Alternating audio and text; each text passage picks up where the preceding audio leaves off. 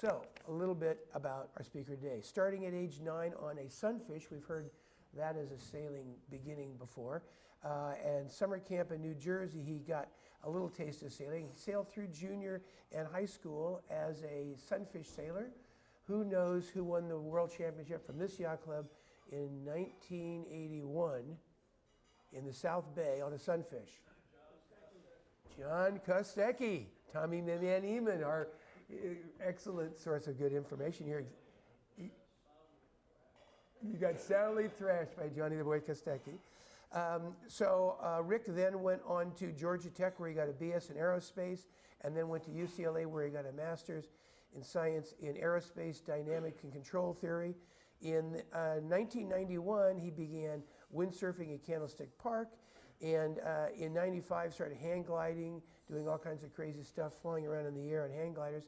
There's a really safe sport. And he then started kite surfing in 2002 down there on 3rd Avenue, which is just south of Kitey Point in San Mateo. And somebody proposed this notion to him, so in 2005 they built a small demo model of this theory. And in fact, got it working, and then 2009 built a full-scale version of this idea. How can you sail downwind faster than the wind? How can you sail upwind faster than the wind? Directly downwind. Not at an angle, directly downwind. And then in 2010, applied for, worked at it earnestly, and won a world record, official world record for sailing downwind, directly downwind at 2.8 times wind speed, and it was blowing about 10, 12, 15. And then in 2012 got a world record for sailing, an official world record for sailing upwind at 2.1 times wind speed. So those are very cool accomplishments with which we welcome our speaker today. Come on up, Rick Cavallero. Rick.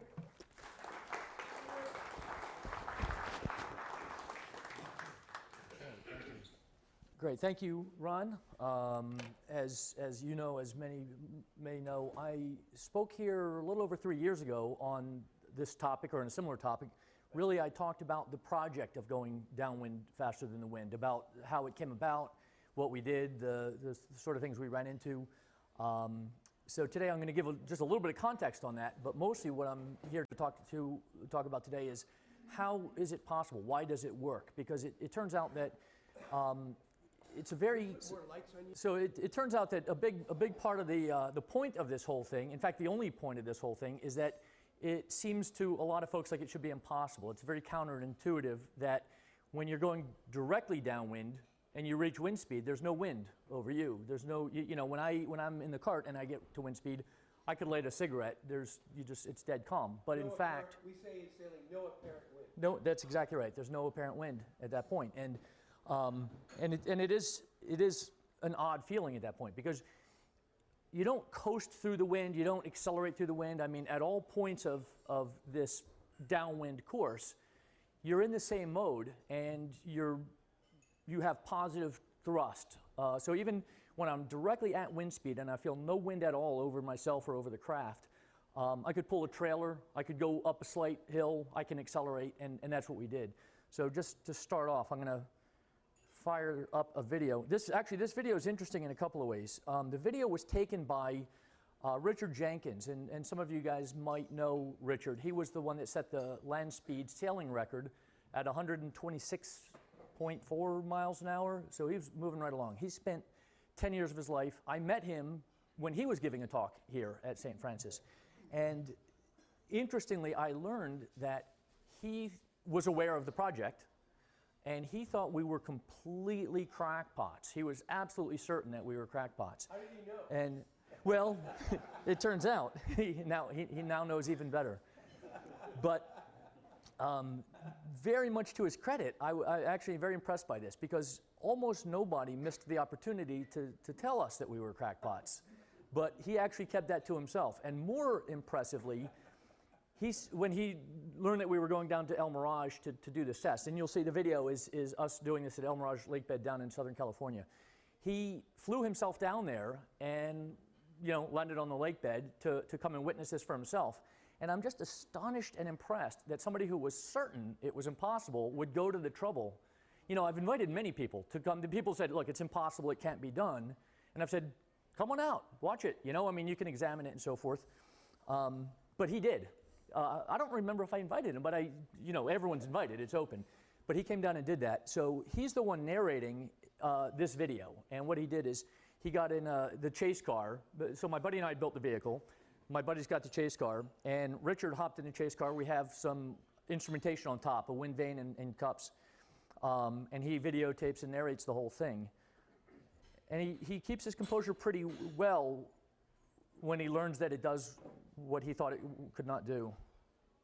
Let's take a quick look.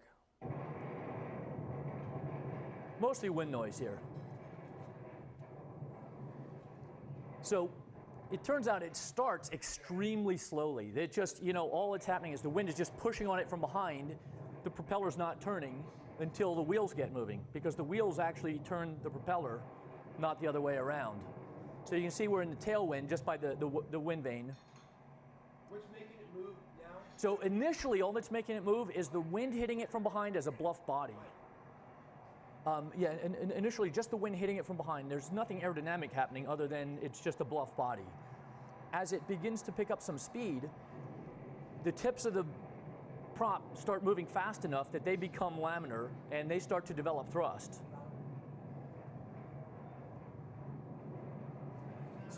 So We don't understand at all what's going on. I'm sorry. So do you want me to back up the video? Okay, so the vehicle starts at a rest. Am I loud enough now? Okay, the vehicle starts from a rest, and the only thing that starts it is just the wind hitting it from behind and pushing it. It's not doing anything fancy or aerodynamic at that point. It's just the wind hitting the propeller as a bluff body and pushing it. And in fact, the way the propeller is set up, the wind is trying to turn it as a turbine, the opposite direction. But the wheels are, if it goes downwind, the wheels are going to try to turn it in the right direction. The wheels are linked to the propeller chain. So I've got 7 bicycle chains that go from a sprocket on the wheels up around the shaft to the propeller that turn the propeller. So when the thing is in motion, at all times, whether it's below wind speed... Driven by the wheels. Motorized by the wheels. Right. So there's no motor per se, but the wind pushing the craft pushes the craft, turns the wheels, which turn the propeller, which causes thrust to pull myself further through the wind. And when you get to wind speed, a lot of folks have this sort of intuitive notion that there's nothing to push against anymore. The wind can't catch you to push on you. But what's interesting is it really doesn't work quite that way. What's happening is the propeller is pulling itself through the air mass that it's in. The wind behind you is actually less important than the wind right in the vicinity of the propeller. So in the video, hopefully what you could see was that when the chase vehicle was sitting still, the wind vane was pointing, backward to show that we were faced directly downwind. And as we approached wind speed, the wind vane sort of spun around, the cups nearly stopped, and then it gradually got up to speed. Fortunately, this one I had cut somewhat so that you didn't have to sit through the whole acceleration phase, because it starts really slow. Until the tips of the propeller start developing laminar flow, it's just very, very, very slow acceleration. And then once they do start developing laminar flow and they start generating thrust, it really takes off. In fact, in one of the tests, it was surprising that the chase vehicle, initially you can walk beside it very, very easily. And then when it engages, the chase vehicle actually wasn't able to keep up with it. It's able to go much faster than it, but it couldn't accelerate with it. So the chase vehicle got a little behind on one of our runs and then caught up. So 0 to full speed, how long? That's a good question. I'd have to look back at my data, but it's probably a couple of minutes. Yeah. And in the first tests, and I may show some of that video later. In the first test, I didn't have the fairings and so forth on there. It was a much even uglier than it is here. And I didn't have pitch control for the propeller. So in the version that you see, this is the later version that we used to set the record, or I should say, not a later version, same vehicle that's outfitted with fairings and such. We also added a pilot-controlled propeller pitch. So in my right hand, I steer, and in my left hand, I control the propeller pitch. And I basically feel the acceleration and try to maximize the acceleration. Is it possible to see the video without the noise? Yeah, absolutely. You want me to rerun it? Yeah. Put it again. Yeah, let me do that. You can talk. Okay. what I was the wind noise is horrible. I was actually hoping that you could hear Richard Jenkins narrating, but I'll try to narrate for him. So right now, we're both sitting still. Well, I just let off the brake is all I do to start going. So I've got a brake, steering, and pitch control. I'm sorry? How much brake? How much wind?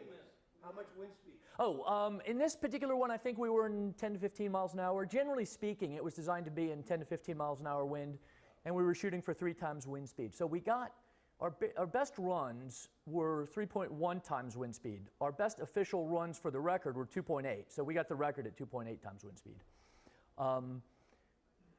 We also ran it in some higher wind speeds than we anticipated, so we ended up at one point, I don't know if you can tell looking at it now, but the left axle is significantly longer than the right axle, because we ended up getting a lot more torque from the prop in the higher winds and at the higher speed, and it started to lift the thing and want it to turn over.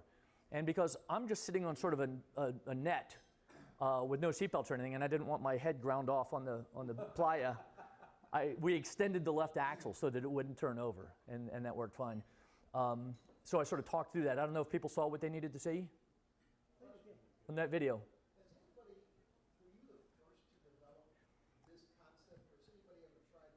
That is a very good question. So let me jump ahead and I'm going to answer that.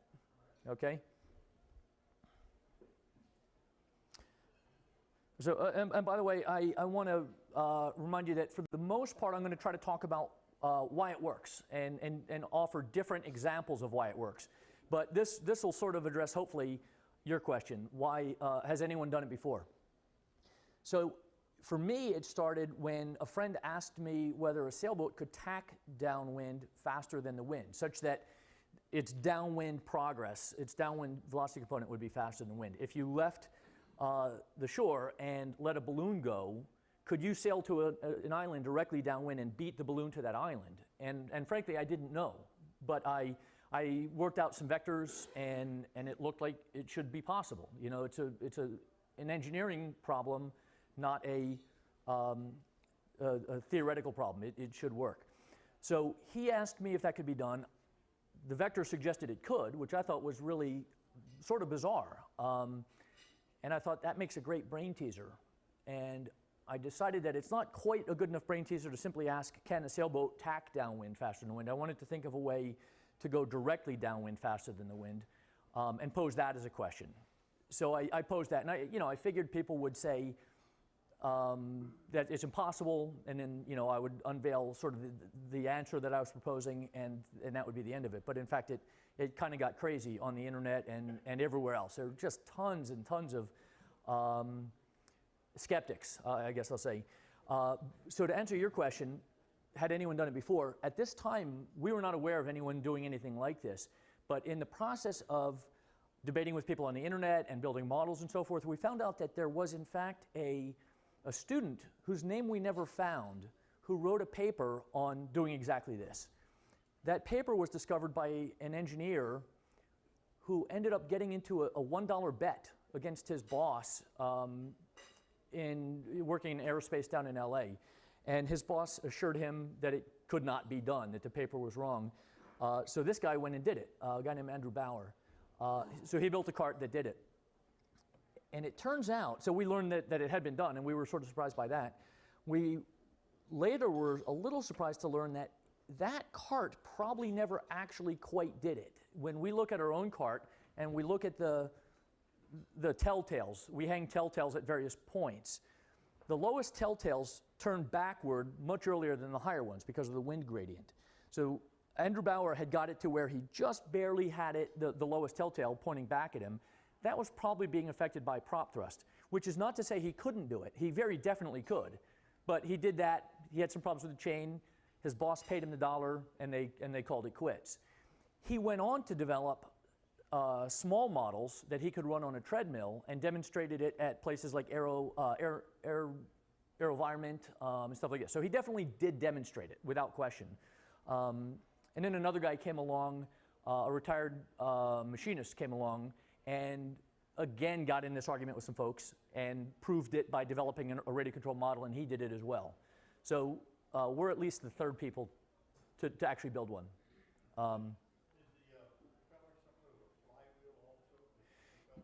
You're asking if the propeller's a flywheel. The propeller was set up so that it can ratchet, so that it cannot act as a flywheel. One of the rules of when we worked with the North American Land Sailing Association, one of the rules is that we can't use stored energy in any way. So we can't you can't get in a big gust and then store that energy up in a flywheel and go.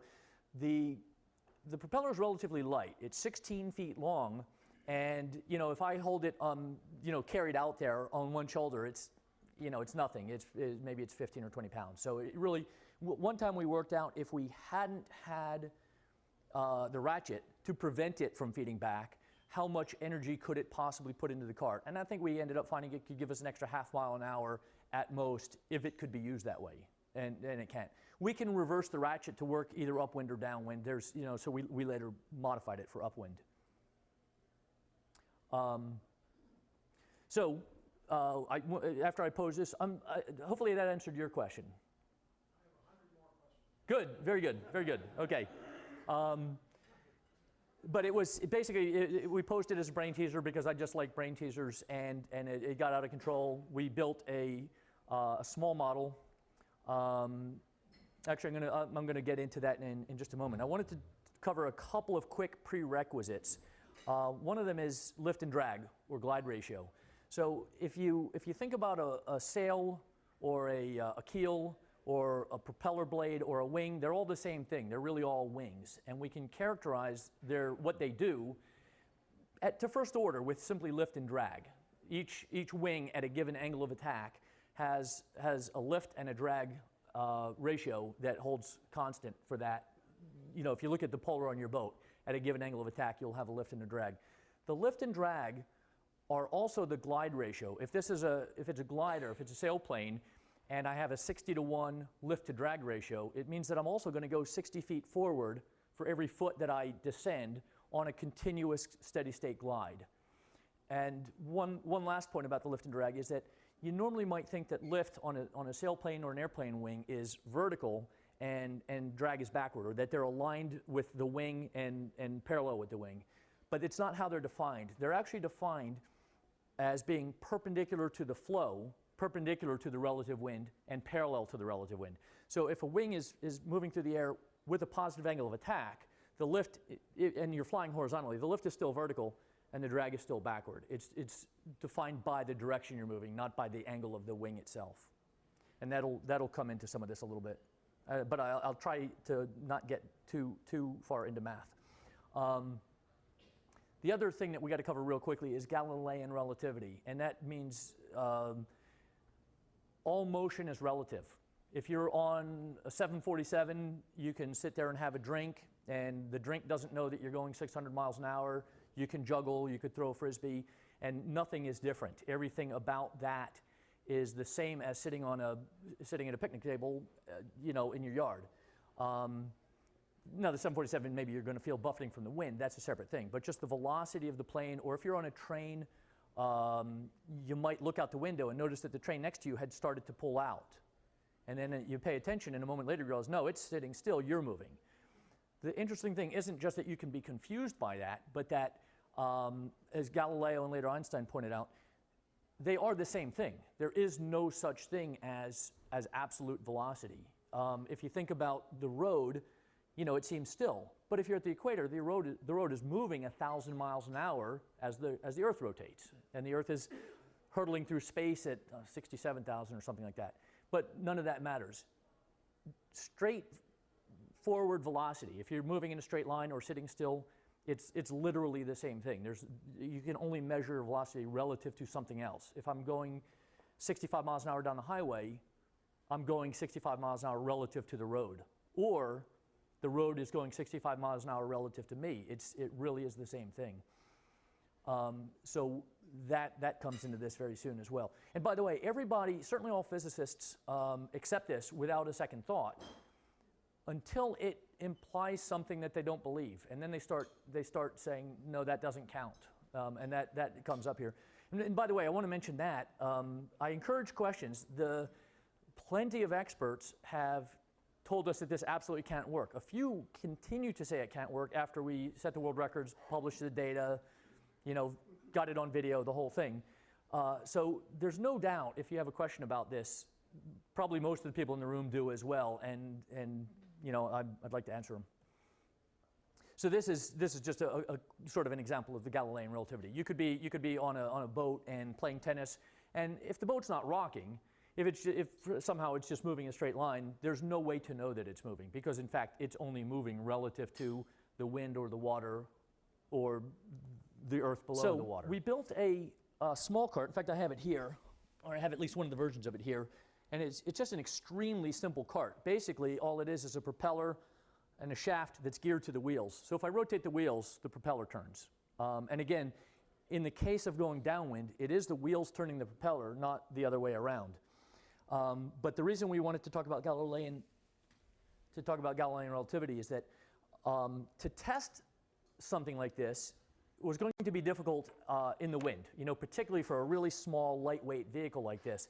If we were only able to get just a tiny bit faster than the wind speed, and we've got the turbulence of the wind, and we've got the wind gradient and all this, we knew that we wanted a better way to be able to test this that was convincing, or what we thought was convincing.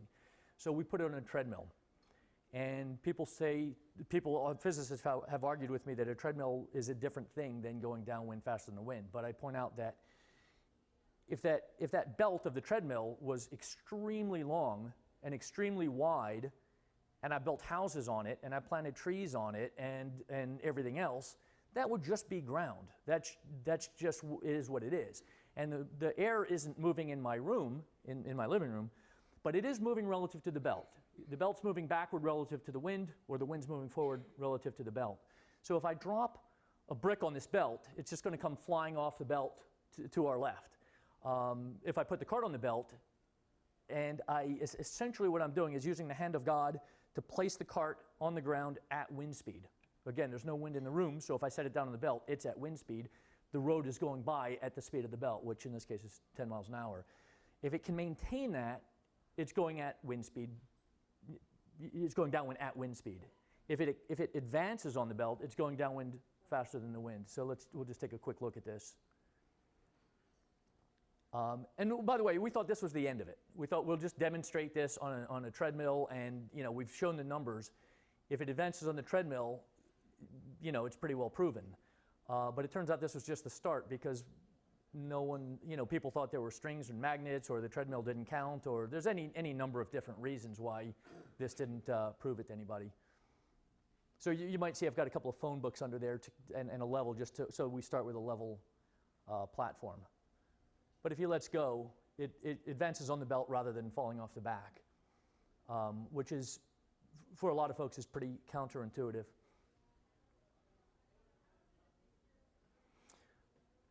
So in that case, the inertia of the cart wants it to stand still. The belt moves underneath and turns the wheels. As it turns the wheels, it powers the propeller, which sucks from left to right. So yes, but you can leave the inertia out of it. None of it requires any inertia. So initially, our hand, placing it on the belt and letting the wheels come up to speed, put it at wind speed. And it's an interesting point that we can talk about how does it get up to wind speed. That was never part of the proof or the brain teaser, as it were. It can in fact get up to wind speed on its own, and it doesn't need variable pitch or anything to do it. In fact we did do. I have a video of it at Ivanpah Dry Lake in the full scale cart. But what I'm primarily looking to convince people is that if you had it at wind speed or better than wind speed, it can maintain and even accelerate from that point. So in this case, we set it down on the belt effectively at wind speed and let go of it, it advances rather than falling off the back. So I mentioned that we know that a boat can tack faster than wind speed. I mentioned that I did some vectors, and one of the questions is what ways can we know it? Because a lot of people might not trust my math. They say, well, you did your vectors wrong, and that's simple enough. But initially, I'll show you the vectors, and don't study this. It's a very simple example of how we can know this, but I'll give you just a quick rundown. Actually, okay. So obviously, the wind down here is blowing from bottom to top. We're looking down on this, so we've got the wind blowing this way. I place the boat in the water at twice the wind speed. I'm putting it 45 degrees downwind at twice the wind speed. And again, that's just hand of God putting the boat in the water at that speed. And I want to figure out what happens if I do that. So now I show the relative wind is going to be the vector addition of the wind speed and the boat speed. So I get this relative wind. And I know that my sail is going to act as a wing, and it's going to provide two things, lift and drag. So basically I'm going to get lift pulling this way, and lift is pulling this way, and the drag is pulling backward a little. So along the path of the relative wind, there is some backward force. But if I extend the force line to the hull, it's actually a forward force. Right here, I'm not accounting for the lift and drag of the keel, but I can do that. The bottom line is, if this line can be made to have a forward component when I'm already at twice wind speed, it means that I'm still trying to accelerate. If I take into account the keel, the lift and drag on the keel, then I need that to be forward by that same angle. This alpha angle is the lift over drag of the sail. I could add the lift and drag of the keel here. So instead of simply being a little forward, it has to be forward of that angle. But to keep the drawing simple, I sort of assume that it's a vehicle on rails, so it has an infinite L over D in the keel. But it works fine if you go ahead and add the other stuff. It sounds like you have a question, Ron? No, so just to be clear for everybody, the bottom diagonal line is the line of the boat, essentially. That's the boat. That's the path of the boat, that's right. Exactly, and the wind coming from behind is curling around the sail and turning back to the left. How does it do that? So this is the true wind. Exactly. And if I'm going at twice the wind speed, 45 degrees downwind, that would be my apparent wind. I'm feeling wind from the front and from my right side because I'm moving to the right and I'm moving downwind. So if I simply add this vector to the negative of my velocity vector, I get that vector. And I'm really, most of this I'm going to try to make more intuitive, so I don't want to get too far into the, I'm actually happy to get into it as much as people want, but I'm guessing that vectors is going to be boring for folks. All right, I appreciate that. So I was going to say there's a few ways that we can know it, and the second way we can know it is exactly what you said. You look at the data, the cats do it. It sounds like there's a question. Okay, all right, good. So number two is we can simply look at the data. Number three is a little bit twisty and kind of interesting, and that is that anytime you tack upwind at any speed at all, you're also tacking down current faster than the current. Again, we look at it as a Galilean relativity. Imagine that I'm in the middle of the ocean and I wake up and I go up on deck and I feel some wind in my face and I decide I'm going to tack into that wind. But I later come to learn that there was no wind on that day. I'm in the middle of the ocean, I don't see any land, and I look at the data later and I find that there was no wind. So there was a current. There's a 10 knot current, and that 10 knots is pushing me and showing me an apparent wind. I can tack into that apparent wind and thus go faster than the current that's already pushing me at 10 knots. And some of you probably are aware of the problem that if you're in a boat on a river, drifting downriver, the fastest way to get downriver is not just to let the river carry you downriver, but to put your sails up, tack downwind into that apparent wind, and beat the current where it's going. So, you know, the boat basically has a wing sticking up in the air and a wing sticking down into the water and a bobber in the middle to hold them both in place. We can look at it the way the fish look at it, or we can look at it the way we look at it. But anytime we tack upwind at any speed, we're tacking down current faster than the current. So that's just a third way that we can convince ourselves that it is physically possible. But that's tacking downwind. And the objective now is to go directly downwind faster than the wind, not to tack downwind. And there's a number of ways that you can do that. So that's one of the things I want to talk about, is different ways that you could do that and different ways that you could look at that. So let me pull. Well, that's not ideal. Mike, while you're looking, may I ask you a quick frame of reference question? Yeah, please. Not Galilean. All right. The kid who wrote the paper, whose name we don't, the student, whose name we don't know, Yes. and then the machinist or whoever developed this, did they all use the same mechanism as did you? Was it the wheels connected to a turbine blade, or did they use something else? Interestingly, the three cases I'm aware of all ended up doing it on a cart where the wheels were connected to a propeller. In the downwind case, it's a propeller because we're turning it to produce thrust. In the upwind case, it is a turbine, and it turns the wheels. Yes? Okay. Thank you, Mike.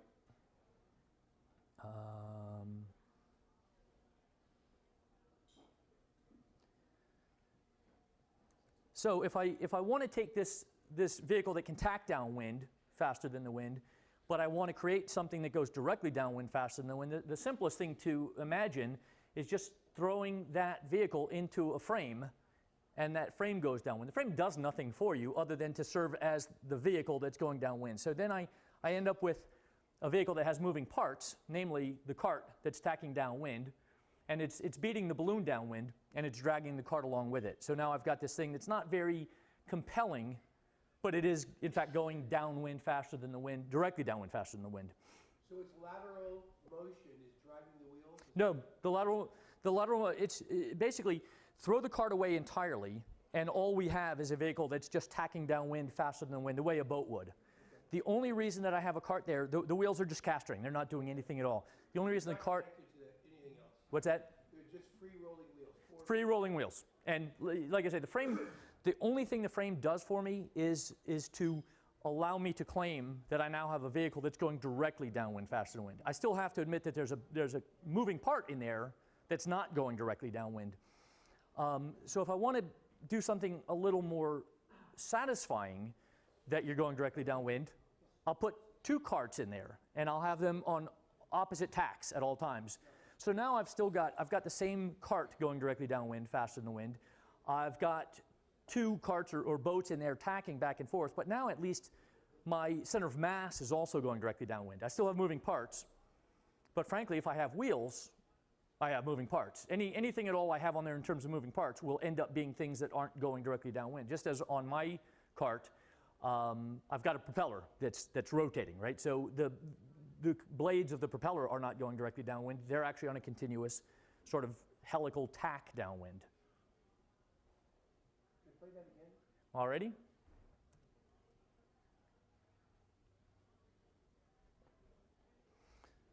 So this is obviously this would never be a practical thing to build. The tack is too short, the cart is too small, but we're just imagining a sailing like a land yacht going downwind, tacking downwind, and dragging the cart along with it.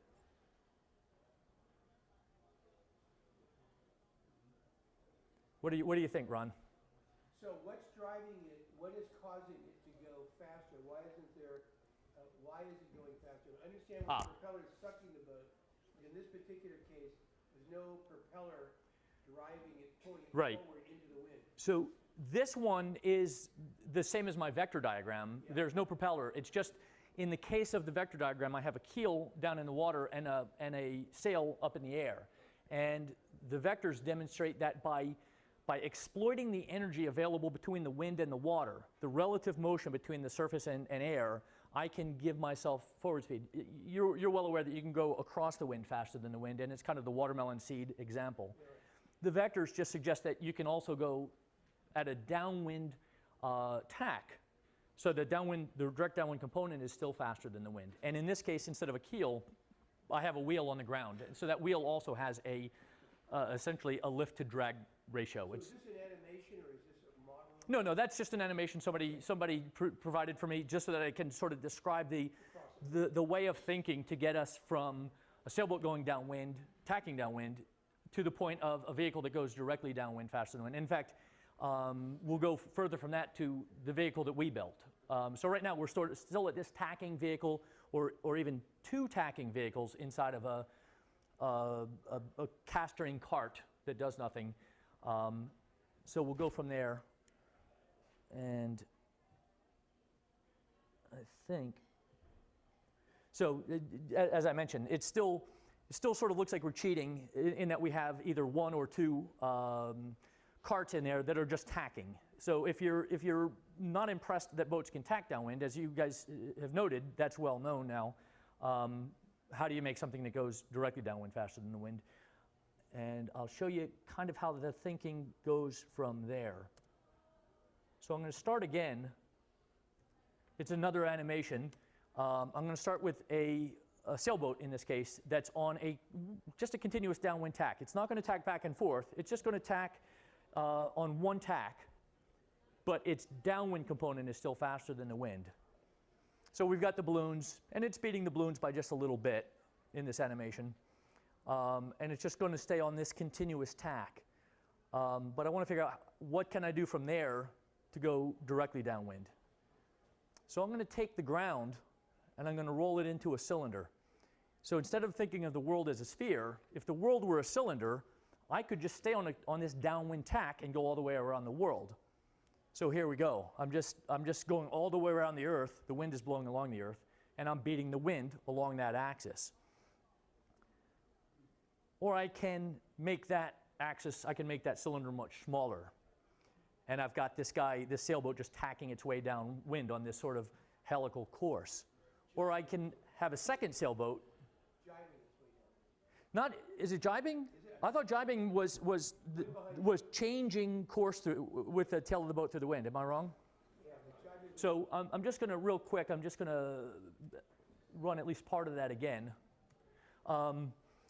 Sort of the idea that we want to get to is that by wrapping that into a cylinder, I can just go around and around rather than end up off, in East Africa. And then if I shrink that cylinder, I now have effectively a shaft. And I put a second boat on the other side of the shaft, connect the two boats, I've got a propeller. So now I've got a propeller and literally if you put a propeller on a shaft and you constrain it with threads so that it's going downwind at this 45-degree angle, it will in fact go downwind faster than the wind. If you blow on the back of this propeller, it'll go faster than the wind that you're blowing on it with. So this gets me pretty close to what I want to do with the downwind cart, except I can't shrink the world in all this. So instead what I do is I mount a propeller on a shaft, and I gear that shaft to my wheels. And by gearing the shaft to the wheels, I provide the same exact constraint that the keel would. Basically, if I move one rotation forward of the wheels, I'll move one rotation of the propeller. So that gives me my 45-degree downwind angle that's maintained at all times. And as long as I maintain that angle, I will end up making direct downwind progress faster than the wind.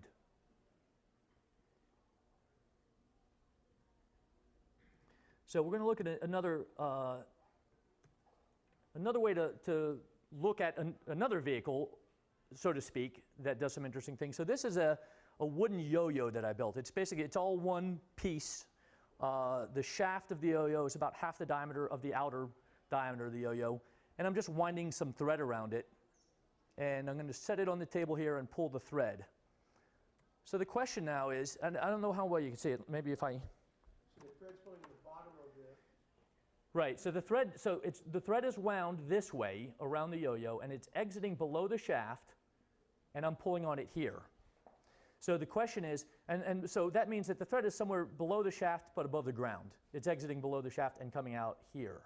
So now, if I pull on that thread, nice and steady, I'm not going to yank it. If I pull on the thread, the question is what will happen to this yo-yo? So I'm going to take a vote. How many people think it's going to go away from my hand? Okay, and how many think it'll go toward my hand? And how many think that it will spin in place or get dragged? Okay, so I pull it and it comes toward my hand. So interestingly, it's moving up the thread faster than the thread. I'm pulling it at a mile an hour and it reaches my fingers going 2 miles an hour. And this is one of the first sort of counterintuitive things to kind of get your head around, and to me it's pretty interesting. I'm going to use the pointer here and sort of demonstrate what I'm. How much of the smart people in the room win on that last one? We had about half winners, I think. But I'm going to which by the way is an extremely high percentage. It's normally 99% calling it the other direction. So here's the interesting business about this and why the yo-yo goes what seems to be the wrong way. We always imagine, or we think of wheels rotating about their axle, but a wheel that's rolling on the ground at any instant is pivoting about the point on the ground. At any point, the instantaneous center rotation is the ground. That point on the wheel is not moving. It will be a moment later, but there's a new point now on the ground that's not moving. So I'm pulling with a thread above that point. So my moment is actually trying to cause it to roll up, and it does in fact roll up if I configure it this way. So that may still be pretty counterintuitive. I'm going to try to make that more intuitive. So it's interesting. A smaller diameter axle actually makes it easier to do in the sense that it's going to roll up the string more slowly. It'll still go faster than the string. If I make the axle nearly as big as the wheel, not quite as big, now I get multiples up the string faster than the string. It goes much, much faster than the string, but I have to be more efficient to do it. In the case of the yo-yo, that's pretty easy. In the case of propellers and keels and stuff like that, not so much. So in either, no matter how we do this, we can set the design speed multiplier by doing the equivalent of that, by having the shaft of the axle or the lever be a certain length that says I'm designed to go 2 times or 3 times the wind speed. The problem is if I design it to go 10 times the wind speed on my craft, I'll never manage to get the efficiency needed to make it work. At 2 or 3 times the wind speed, I can achieve that efficiency. So looking at the yo-yo, just a diagram of the yo-yo, and I'll demonstrate this, I pointed out that it's pivoting about this point. And that's why it can roll itself up if I pull horizontally. If it's true, if my claim is true, then that means there should be a critical angle. If I pull the string in this direction such that the force goes right through that point on the ground, it shouldn't roll. If I pull it at a higher angle than that, it should roll away from me. And if I pull it at a lower angle than that, it'll roll toward me because I'll be pulling on one side or the other side of that pivot point. So let's take a quick look at that. Okay, so I've got the same yo-yo, and now I'm pulling it from a high angle, and sure enough, it rolls the way that we first thought it should roll. And if I pull it at a low angle, it rolls itself up. And I can find the critical angle in here where it simply won't roll. And if I pull hard enough, I just drag the yo-yo. And again, that's just because I'm pivoting about a point on the ground, and right now I'm pulling on a force right through that point on the ground at the critical angle. But I can roll it up and immediately change angle and to critical angle.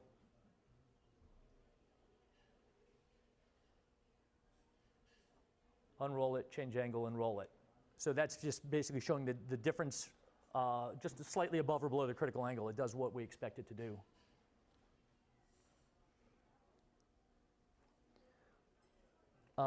Now, if I want to think of the yo-yo as being some sort of vehicle that goes downwind faster than the wind, another reason it's not terribly convincing is because it's on a string, and you're going to get to the end of the string and it rolls it up, and it sort of demonstrates a principle that it's a vehicle that can go faster than the thing that's pulling or pushing it, but it's not quite as convincing as maybe, or intuitive as it should be. So I'm going to take the same yo-yo, and instead of putting it on a string, I'm going to lay it on top of my fake wind. I've just got a rail here. I put marks on the rail so that we can see what the rail's doing. And if I push the rail, it's going to go down rail faster than the rail. So you could imagine that rail was the wind if I had some way of pushing on that point of the yo-yo with wind. It's best to imagine the rail infinitely long, or at least as long as the wind is that you're operating in. And that's all that does. By the way, if you have a wine glass on your table, you can lay it on its side. You can put a finger under the stem, and if you do this, it will roll down your finger faster than your finger, away from you and back toward you. It's the same thing exactly. I recommend pour the liquid out first. So if I want that to be, that yo-yo on the track to be more like a downwind vehicle, I'm actually going to go to a down water vehicle. So I build a yo-yo of sorts that looks like this. Again, it's just all one part. There's no moving parts to it other than the fact that it rolls. But I replace that center shaft with paddle wheels. So if I now set that vehicle into an aqueduct, and there's moving water in that aqueduct, it's going to do to that to those paddle wheels exactly what the track did on the shaft of the yo-yo. So if that water's coming toward us, the wheel will roll toward us faster than the water, and it'll be advancing through the water that's ahead of it. Go ahead, Ron.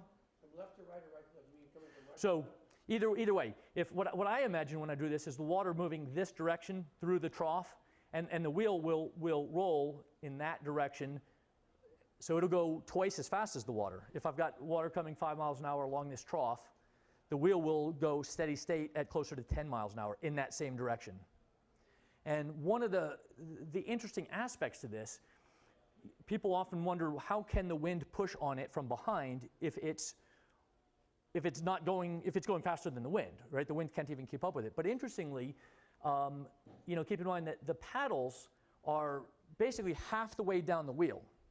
So they're going half as fast as the hub of the wheel. The hub of the wheel, like the yo-yo, the hub of the wheel is moving at the speed the wheel is moving, but a point halfway down to the ground is only moving half as fast, right? It's pivoting about the point on the ground.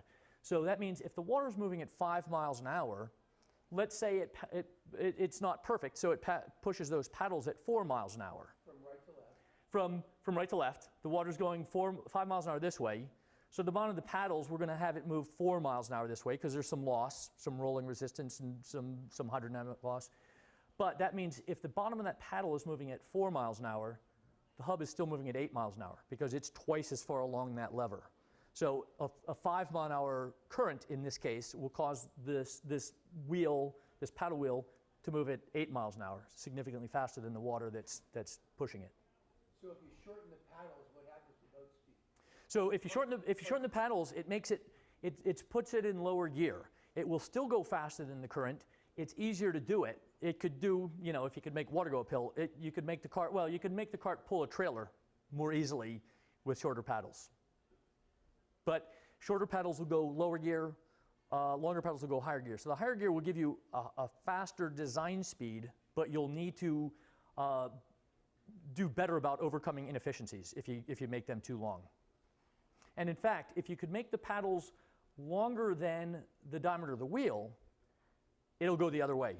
So in other words, if I dig a trough into the middle and I have those paddles extend down into the trough below ground level, the water level is now below ground level. The water will come down the trough right to left, and the yo-yo or the wheel will turn this way, and it'll go upstream at steady state.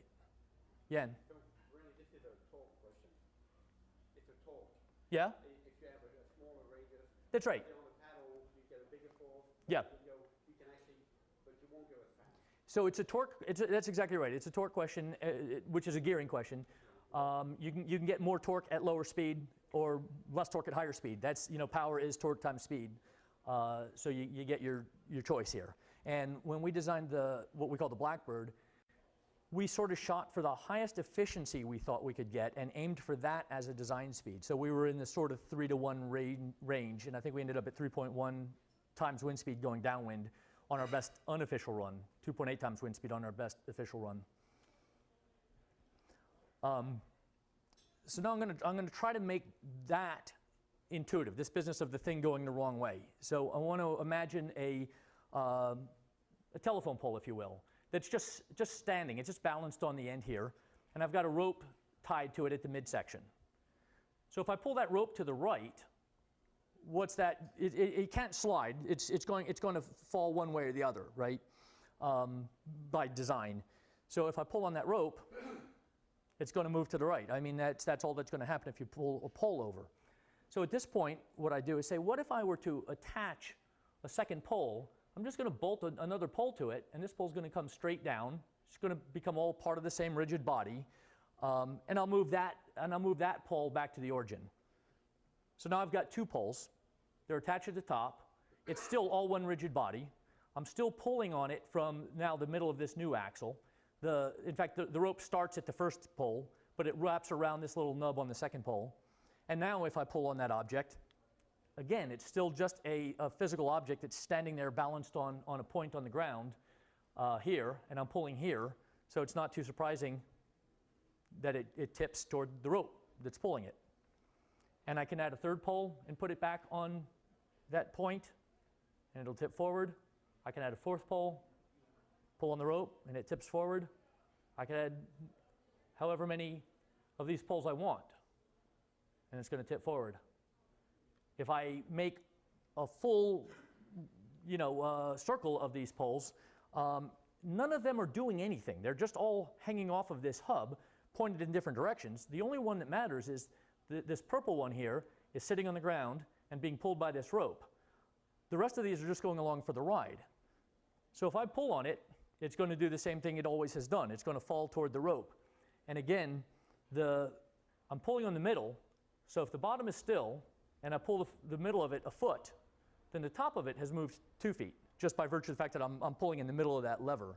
So we'll just go ahead and put a rim on that, and I'll do the same thing, and it's going to roll toward the rope faster than the rope. It's going to wind up the rope, because all the kinematics know about are the point that's in contact with the ground and the point that I'm pulling on. The other stuff is just along for the ride, and obviously the other stuff ends up becoming the new poles as we go around.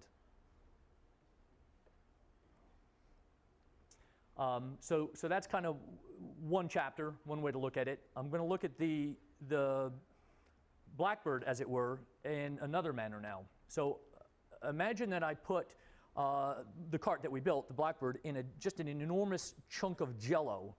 And so the entire cart is inside this block of Jello, and the Jello is, maybe it's 100 feet wide and 1,000 feet long and taller than the cart.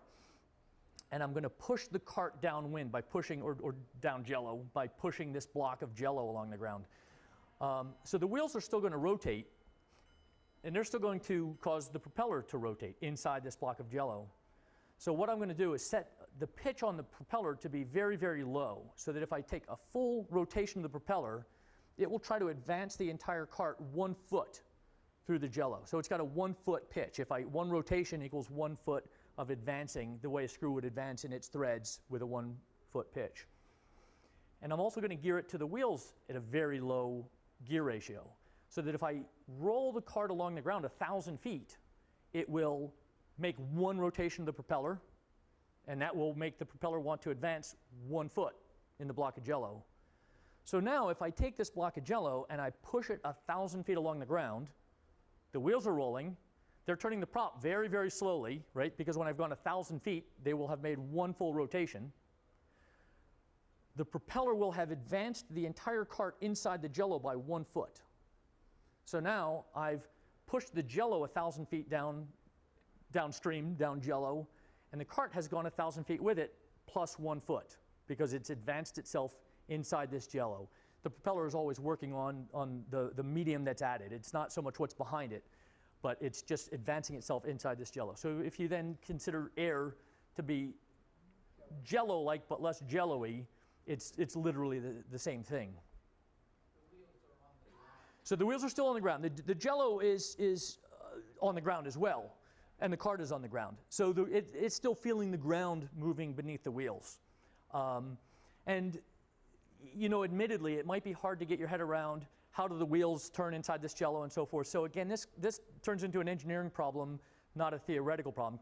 Can you make wheels that are thin enough that they're not getting caught up in the Jello, and instead of spokes, they're faired, and all this kind of thing. You sort of want all of the cart that's in this Jello, just as in the wind. You want all of the cart that's in the Jello, other than the propeller, to present as little drag to the Jello or to the air as possible. So we fair the wheels, we fair the cart, we fair everything else. We only want the wind or the Jello acting on the propeller. So in this case, yes, the wheels are sitting on the ground. As I push the Jello along, the wheels turn by necessity. That turns the prop, and I advance myself slowly through the Jello. Now you can imagine we could do different ratios, but I think it's easiest to imagine that you could advance just 1 foot over this whole time. You could advance 1 foot through the Jello, and that's all you need to do. If I go 1,001 feet, when the Jello goes 1,000 feet, then I've gone down Jello slightly faster than the Jello. So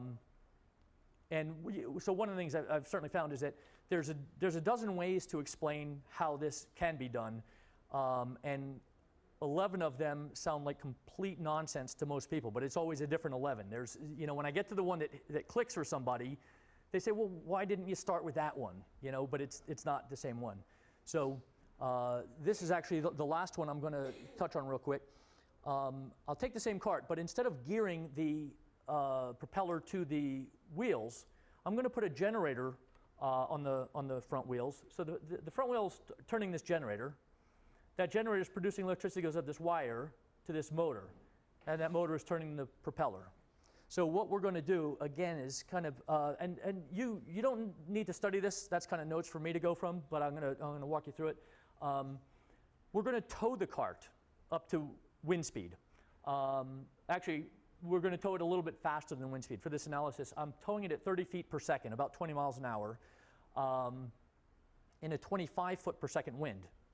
So I'm already towing it 5 feet per second faster than the wind. It's going downwind faster than the wind because I'm towing it. And because I'm turning a generator, I adjust the generator's output to provide 100 pounds of drag on the wheels. So I'm now pulling this thing along at 30 feet per second with 100 pounds of drag. That means power is the speed I pull times the force that I pull. So I'm putting 3,000 pound-feet per second into that generator here. If I'm going 30 feet per second times 100 pounds, I'm putting 3,000 pound-feet per second into the generator, about 5.5 horsepower. But the generator is only 80% efficient. I'm going to lose some power. The generator is only outputting 2,400 pound-feet per second. And that goes to the electric motor. But the electric motor is not perfectly efficient. It's 80% efficient. So now I'm only putting 1920 pound-feet per second into the propeller. The propeller is going to work on the air, and the propeller is not completely efficient either. I'm going to make it 80% efficient. I'm choosing 80 because those are pretty easily achieved numbers for any of these things. So I've got an 80% efficient propeller. Now I'm only doing 1,536 pound-feet per second of work on the air. So I've lost half my power. I started with 3,000 pound-feet of pound-feet per second power. I'm down to 1,536 pound-feet per second of power being done on the air. Lost almost half of it due to inefficiency. But if I go back to power equals the speed times the force I apply the speed, I'm only moving through the air at 5 feet per second, and that's where all the magic happens. I'm harnessing my energy at the ground, where I'm moving at 30 feet per second, but I'm expending the energy on the air, which is only moving, I'm only moving through it at 5 feet per second. So if I take the thrust, or rather, so if I take the thrust produced times that 5 feet per second, I'll get the power, and I know that the power that I'm delivering is 1,536. Turns out I get 307 pounds of thrust when I do this little experiment. So I'm pulling on the cart at 100 pounds with my tow rope. But that actually gives me 207 pounds of excess thrust. So you can see that rope is going to be slack. I can cut the rope. The thing's going to hit the back of my cart. And in fact, one of the videos I can show if anyone cares to see it, where we push our cart up to wind speed, and then the chase vehicle just maintains wind speed, and the cart pulls away. So that's what this is doing. I have left 2 items out here. I've got 207 pounds of excess thrust just by virtue of pulling it in a tailwind a little faster than the wind in this configuration. But I left out the aero drag on the cart, and I left out the rolling resistance. So we can just touch on those real quickly. I'm going to say the cart's 600 pounds. That's my 200 pounds plus the cart's 400 pounds. Give it a rolling resistance of 1%. So that's sort of a high pressure bicycle tire, which means I get about 6 pounds of rolling resistance. So I take my 207 pounds of excess thrust. Now I only have 201 pounds. If I add the aerodynamic drag, taking a couple of estimates of the frontal area and the coefficient of drag, this coefficient of drag would be about like a Honda Civic. It's nothing special, 0.3 coefficient of drag, 10 square feet of frontal area, going through 5 feet per second of air because I'm going through air that's already moving. That gives me less than 1/10 of a pound of drag. So I'm still above 200 pounds of excess drag after I've included the losses of the generator, the propeller, the motor, the rolling resistance, and the aero drag. I think that's all that I have for losses. I still have 200 pounds of excess thrust. And admittedly, I put it at only a little above wind speed so that I would be able to show lots of excess thrust. If I put this at twice wind speed, the numbers get smaller. It's harder to go the higher multiples of wind speed.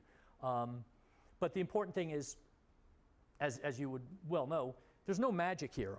I'm robbing the air of its energy. The 25 feet per second air tailwind is being slowed down by the propeller. So I leave in my wake slower wind. Everywhere around me is 25 feet per second of wind, except that in my wake it's slower because I've robbed that wind of its energy. And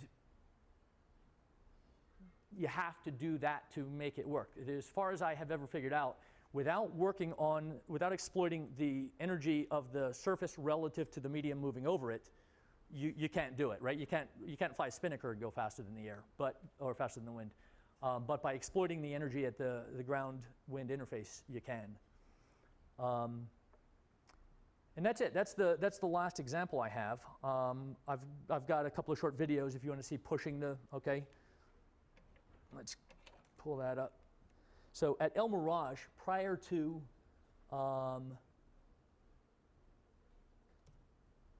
actually, I'm not sure which one this is. Okay, so this is prior to putting the fairings on it. I've got these long poles with telltales extending out. I've got one there, one above, and one right in front of me down here. I'm on radio to the guys in the truck. Let me.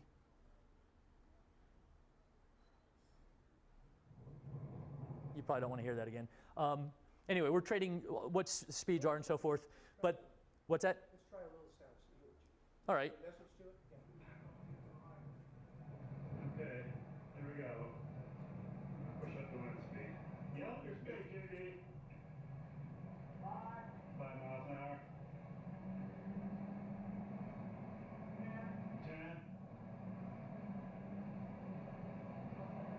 Okay, we're about wind speed now. Now off he goes. So they're maintaining wind speed now in the truck. Okay, he's going now. What speed, baby? How much wind? Yeah, streamers are. I think he said he was at 18 when he felt the streamers were hanging straight. What's the speed? We're at 18 here. He's pulling away from us pretty fast.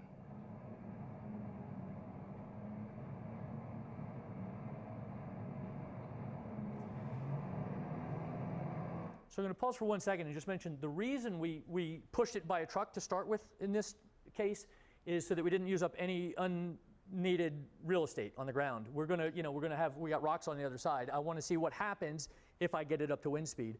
And it really does take a long run up to get to wind speed. So we decided for initial tests, we would push it up to wind speed. Some of the initial tests we didn't, but in some of them we wanted to see what our performance was, so we push it to wind speed and then let it go from there.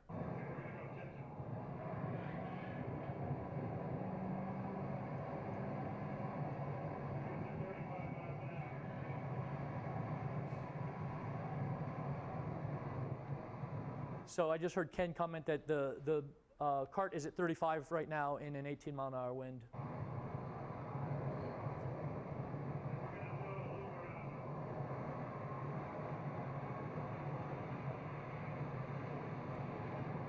So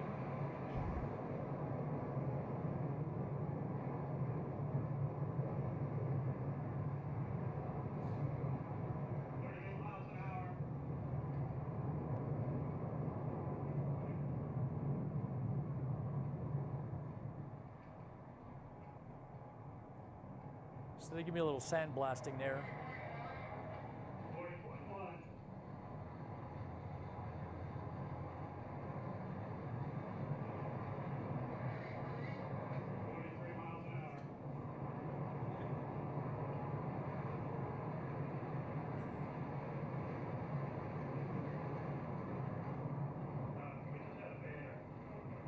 So at this point, we were going faster than we had anticipated, and the sprocket up here just got twisted into a pretzel, and that ended that run. And in fact, what's sort of interesting, you can see the propeller at the moment is still turning the direction it was, but when the wind catches up to it, you'll see that it'll start windmilling in the opposite direction.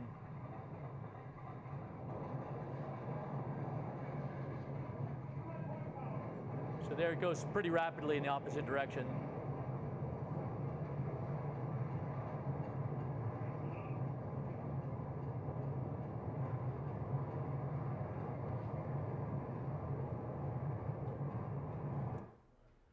You had a question?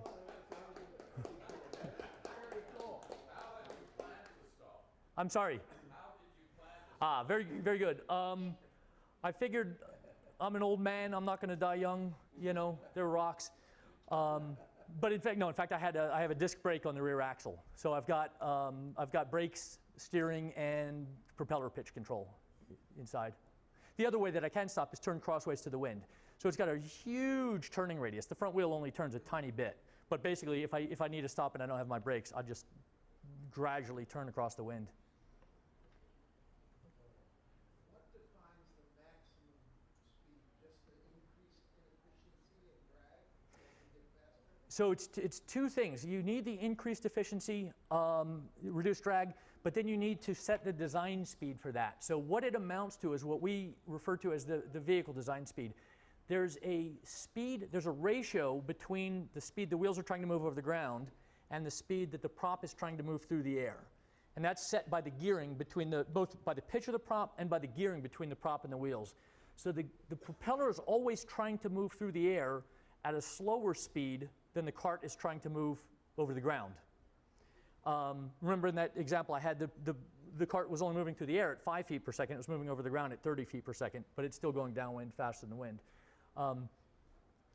The more I can drive that number up to where it's trying to go at wind speed or nearly wind speed. So that design speed for the cart starts going up to multiples, 10, 15, 20, 100 times wind speed, but it becomes impossible to achieve the efficiencies to make it work at that. That's one of the reasons that we added the variable pitch prop, so that I could set the gear ratio, and I can change the gear ratios on the ground, but not while I'm in the car to do different tests. But then while I'm in the vehicle, I can adjust the pitch using a lever to try to maximize the speed I'll get for the efficiency that I have. And I do that just by looking. I've got, for the official runs, I've got GPS everywhere. I've got like 7 of them on the cart, 1 on the chase vehicle, a bunch of them on different towers that have anemometers on them. And I'm looking at the one in front of me and both feeling the acceleration and looking at the speed on the GPS and adjusting the pitch to try to maximize it. Can you start with just the wind pushing you Yeah. until you come to a negative, Yes. and then you got to get through that zone to get it pulling? That's right. But the interesting thing is that there's no change of phase when I do that. In other words, below wind speed, when I approach wind speed, my prop is turning fast enough that it's already producing thrust. The outer portions of the prop are producing thrust. And the faster I go, it starts working its way inward toward the hub so that the whole prop is producing thrust. But before I reach wind speed, the propeller is producing thrust on the tailwind. When I get to wind speed, it's producing a healthy thrust, basically static thrust, if you will, because it's producing thrust in zero wind. And it continues to pull me through the wind speed. So I don't have to, goes right through it, and I don't have to do anything fancy to get through it. I just leave it. This cart that we're looking at now had fixed pitch. I didn't have variable pitch yet. So it literally was a matter of letting go of the brakes and steering. That's all I do. It'll get up to wind speed, and it'll surpass wind speed, and then it'll brake, or I hit the brakes. Would it improve anything if you were able to change the thrust on the propeller? If I was, when you say the angle of thrust, are you talking about reorienting the propeller or changing the pitch of the blades? The pitch. Yeah. So that's the thing I was mentioning. That I have a control at my left hand that allows me to adjust the pitch in real time, the pitch of the propeller blades, and I basically pull them as high as I can get them without starting to lose speed. If I overdo it, I lose speed. And in fact, if you remember the critical angle on the yo-yo, it's exactly the same thing. If I go above that critical angle, it actually will become an upwind vehicle. Now, we converted this to an upwind vehicle by building a set of propeller blades, actually turbine blades in this case, so that it does turn the other way, because running the propeller in reverse is not terribly efficient. It'll work, and if I pull too much pitch, it will go upwind. But if I want to get an upwind record, I build a set of blades that are designed to go that direction. And then I set them at that pitch. Mike? Do the physics that an autogyro or an auto-rotating helicopter play any role in this? So Mike asks if the physics of an autogyro or an auto-rotating helicopter are similar to this. And I'll say that in the case of going downwind faster than wind, they're really not, because the big spinning part is a propeller, not a turbine. When you're in an auto rotation mode in a helicopter or auto gyro, that's actually a turbine on top. Unlike a regular helicopter in normal flight mode, where it's effectively propeller, in auto rotation mode, the wind is turning it. So in the case when I'm going upwind in this, it is exactly like that. The wind turns the turbine turns the wheels, and it goes into the wind. Yes? So on the subject of accelerating from a dead stop going downwind, Yeah. what if you had a sail that could collapse like Ah. this envelope, and so downwind it opens like this, and when you finally get to apparent wind 0, it gets neutral, and when you're going forward, it collapses so it doesn't have any resistance. And drop it. We talked about that very thing. There's a number of ways that you could do that with panels that end up, weather vaning. And there's a two-part answer. I guess the first part answer is we wanted to keep it simple and convincing, and people not as saying you're playing games. But maybe the more accurate answer is we were lazy, and it was working, and we wanted to keep it to it's if you watch runs from the start all the way up to wind speed, it looks embarrassing. You see a guy on a bicycle that's outrunning it by mistake. He can't ride slow enough, and then pretty soon it's just left him in the dust. But it's a really slow. That's only a matter of not having a sail to push it downwind. Right. That's right. Yeah, right. I see this is just a practical. So this, I'll kill the sound on this one. Actually, this one just as a quick. That's what we call the money shot, because they're doing a land sailing race out here, the America's Cup Dirt Challenge, and this they've got these pylons with flags on them. So you can see that I'm passing by this flag where the flag is pushing this way, and my telltales are all going the opposite way because I'm going downwind, but the apparent wind over me is going the other way. Never had a blade come off. However, the reason that I'm the pilot instead of my buddy JB that built it with me is because we had an argument about how long to make the cart. And he wanted to make it longer to give the pilot more distance from the blades in case things happen. And I was saying, look, it's ridiculously long already. And he said, all right, you're the pilot. No, so we have had, interestingly, we have been hitting the head with the blades a few times because, when you're walking around this thing on the ground, you just forget that you've got 16 feet of prop coming down, and every once in a while you'll get bumped in the head. Fortunately, never with it turning it at high speed. Normally, when it's not turning, we strap it to the pylon. But, when you first get out of it and you're putting it on the trailer or something like that, you don't have that. If you turn that around, would it go upwind? Only it will go upwind, turned around or not. It will go upwind if I change the pitch of the propellers higher than the critical angle. So what's sort of interesting is that the design speed of the craft, I was saying if I wanted to go 4 times wind speed, 5, 6, 7 times wind speed, I increase the pitch more and more and more. And that design wind speed starts to sort of go exponentially up toward infinity. And then when I get right to the critical angle, that's the dividing line. So at the highest design speed, I also am at the highest design speed for upwind faster than wind. So this curve goes like this, and this curve comes like that. As soon as I pass that angle, it becomes a very inefficient upwind vehicle. And as I continue to pass it, it comes into the realm of a normal operating upwind vehicle. So that's what this. Yeah. If I increase the blade pitch past the critical angle, it'll slow down. And so that's what I'm feeling. I'm trying to find the maximum acceleration when I'm doing this. If I start losing acceleration. If I pull to the critical angle, it'll coast to a stop, and then it'll start going downwind. It'll start going into the wind. How much does the whole rig weigh? My recollection is that it's something like 400 pounds without me, and then I'm another 200 pounds in it. Yeah, it's not as light as it should be, but at the same time, the weight doesn't do you a lot of harm except make the acceleration slow, and it does help keep it from turning over, which was, like I said, initially, the 2 axles were the same length, and I'm not sure if you can see it here, but the left axle here is longer than the right axle. Yes? So if you put a bicycle derailleur on there so the wheels turn the prop faster, would you theoretically go even faster then? Well, so we have a gear cluster. Repeat the question. I'm sorry, he asked if we put a bicycle derailleur on there so that we could change the gear ratio between the shaft and the axle, could we go even faster still? And the answer is sort of yes and no. We have a gear cluster on the axle, and I think it was 7 gears on the axle. So we experimented with which would be the best one to put us in the right range with the prop pitch. Again, I can exceed that critical angle. In this case, I can exceed the critical angle either by too much prop pitch or too high a gear ratio. So it's a trade-off between higher design speed and lower efficiency or lower torque. So I can't beat the inefficiency of my rolling resistance and wind resistance if I go to too high a gear. So in this case, I think I'm kind of in the middle of that gear cluster, and I can't change that on the fly. But I can change it when we stop and do another run.